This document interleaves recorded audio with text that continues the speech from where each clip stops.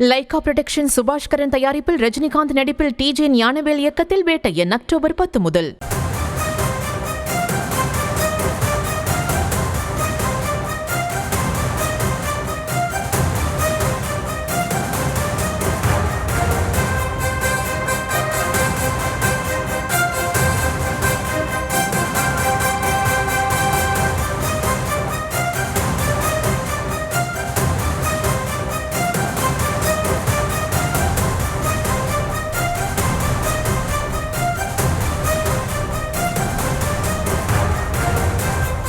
அண்மை செய்தியை பார்த்துக் கொண்டிருக்கிறோம்.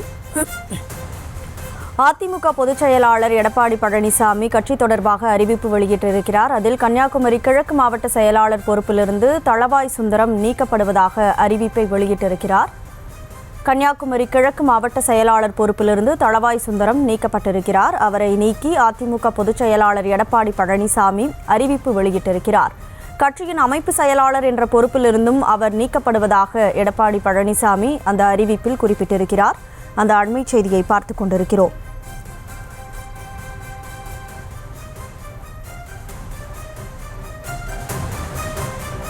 தளவாய் சுந்தரம் பொறுப்பிலிருந்து நீக்கப்படுவதாக அதிமுக பொதுச் செயலாளர் எடப்பாடி பழனிசாமி அறிவிப்பு வெளியிட்டிருக்கிறார். கூடுதல் விவரங்களோடு செய்தியாளர் ராஜேஷ் இணைப்பில் இருக்கிறார். வணக்கம் ராஜேஷ், என்ன காரணத்திற்காக அவர் கட்சி பொறுப்பிலிருந்து நீக்கப்பட்டிருக்கிறாரு? முழு விவரம் என்ன? வணக்கம். அதிமுக முன்னாள் அமைச்சர் தளவாய் சுந்தரம் அக்கட்சியினுடைய மாவட்ட செயலாளர் பொறுப்பிலிருந்து நீக்கப்பட்டிருக்கிறார். அது குறித்து வெளிப்படையான காரணம் அதிமுக தலைமை தெரிவிக்கவில்லை. ஆனால் அவர் அதிமுக பொதுச் செயலாளர் எடப்பாடி பழனிசாமி கையொப்பமிட்டுதான் இந்த அறிக்கை வெளியிடப்பட்டிருக்கிறது.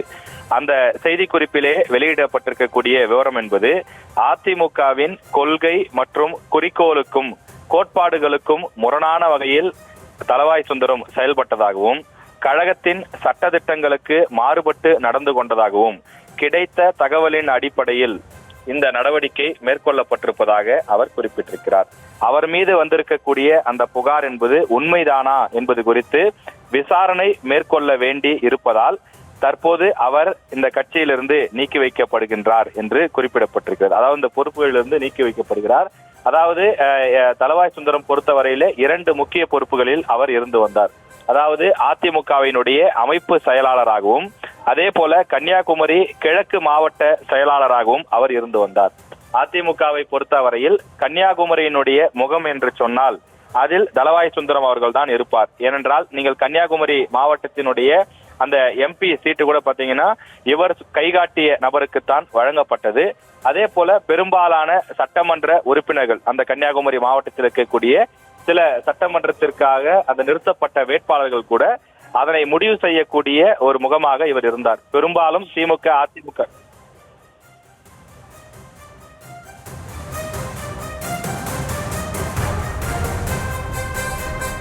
கட்சியின் பொறுப்பிலிருந்து தளவாய் சுந்தரத்தை நீக்கி அதிமுகவின் எடப்பாடி பழனிசாமி தற்போது அறிவிப்பு வெளியிட்டிருக்கிறார். அந்த அண்மை செய்தியை பார்த்துக் கொண்டிருக்கிறோம். கட்சியின் அமைப்பு செயலாளர் என்ற பொறுப்பிலிருந்தும் தளவாய் சுந்தரம் நீக்கப்படுவதாக அவர் அறிவிப்பு வெளியிட்டிருக்கிறார். இது தொடர்பாக அறிக்கை வெளியிட்டிருக்கக்கூடிய எடப்பாடி பழனிசாமி இது தொடர்பாக அவர் மீது மேற்கொள்ளப்பட வேண்டிய நடவடிக்கை மற்றும் அவர் மீது வரக்கூடிய முரண் தொடர்பாக விசாரணை நடத்தப்பட வேண்டும் என்பதால் இந்த நடவடிக்கையை மேற்கொண்டிருப்பதாக அவர் கூறியிருக்கிறார்.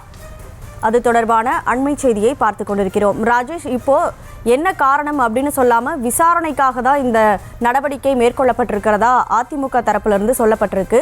தளவாய் சுந்தரத்தை பொறுத்த வரைக்கும் என்னென்ன முக்கியமான பொறுப்புகளில் ஈடுபட்டிருந்தாரு? முழு விவரம். தளவாய் சுந்தரம் பொறுத்தவரையிலே டெல்லியினுடைய பிரதிநிதியாக செயல்பட்டு வந்தவர். அது மட்டும் இல்லாமல் அதிமுகவில் அவர் ஆட்சியில் இருந்தபோது அமைச்சராகவும் இருந்து வந்திருக்கின்றார். அதிமுகவில் பவர்ஃபுல்லாக அதாவது புள்ளி விவரங்களோடு பேசக்கூடிய முக்கிய நபர்களில் இவரும் ஒருவராக இருந்திருக்கின்றார். இவர் மீது சமீபத்தில் சில சர்ச்சைகள் இருந்தது.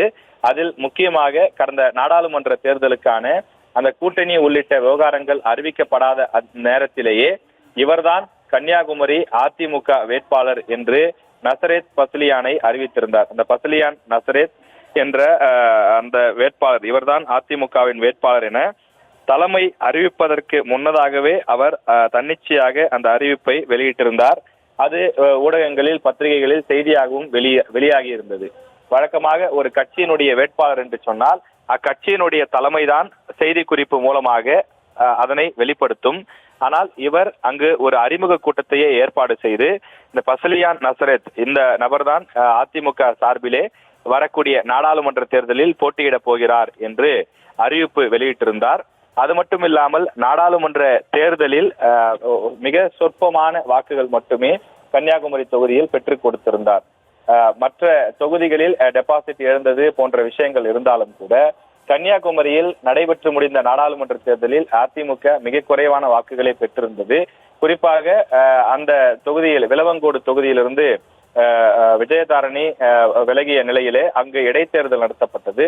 அங்கு நடைபெற்ற தேர்தலிலும் கூட வெறும் 5000 வாக்குகள் மட்டுமே இந்த சட்டமன்ற இடைத்தேர்தலில் பெற்ற ஒரு விஷயமும் இருந்தது.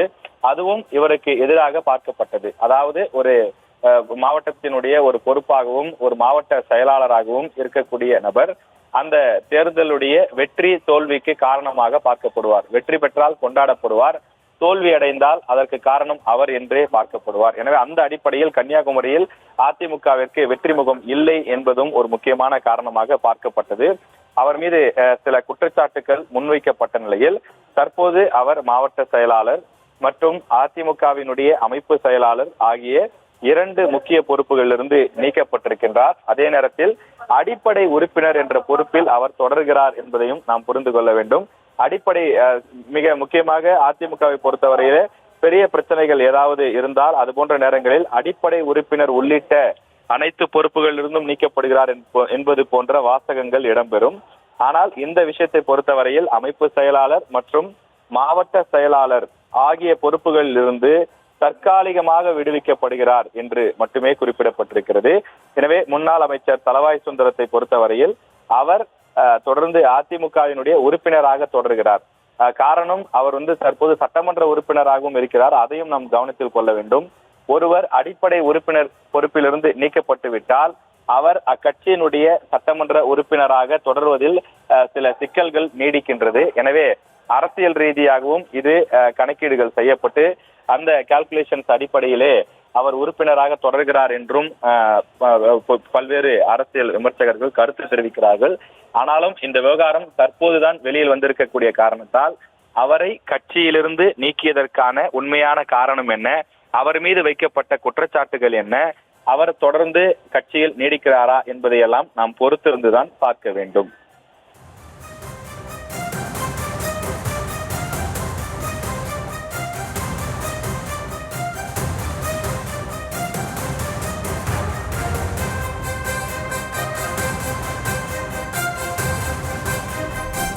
கட்சியின் அமைப்பு செயலாளர் என்ற பொறுப்பிலிருந்து தளவாய் சுந்தரத்தை நீக்குவதாக அக்கட்சியின் பொதுச் செயலாளர் EPS அறிவிப்பு வெளியிட்டிருக்கிறார். விசாரணை நடத்த வேண்டியிருப்பதால் தற்காலிகமாக அவரை விடுவிப்பதாகவும் அவர் குறிப்பிட்டிருக்கிறார். முன்னதாக கட்சியின் கொள்கை மற்றும் கோட்பாடுகளுக்கு முரணாக அவர் செயல்பட்டுவதாக புகார் எழுந்த நிலையில் இது தொடர்பாக விசாரணை நடத்த வேண்டியிருப்பதாகவும் எனவே இந்த தற்காலிக நடவடிக்கை மேற்கொள்ளப்பட்டிருப்பதாகவும் EPS வெளியிட்டிருக்கக்கூடிய அறிக்கையில் தெரிவிக்கப்பட்டிருக்கிறது. அந்த அண்மை செய்தியை பார்த்து கொண்டிருக்கிறோம். கன்னியாகுமரி கிழக்கு மாவட்ட செயலாளர் பொறுப்பிலிருந்து தளவாய் சுந்தரம் நீக்கப்படுவதாக அதிமுக பொதுச் செயலாளர் எடப்பாடி பழனிசாமி அறிவிப்பு வெளியிட்டிருக்கிறார். இன்று காலையில் கூட மனித சங்கிலி போராட்டத்தில் தளவாய் சுந்தரம் கலந்து கொண்டிருந்த நிலையில் தற்போது கட்சியின் கொள்கை மற்றும் கோட்பாடுகளுக்கு முரணாக செயல்பட்டதாக கூறி அது தொடர்பாக விசாரணை நடத்த வேண்டியிருப்பதால் அவரை தற்காலிகமாக விடுவிப்பதாக EPS அறிக்கை வெளியிட்டிருக்கிறார். அந்த அண்மை செய்தியை பார்த்து கொண்டிருக்கிறோம்.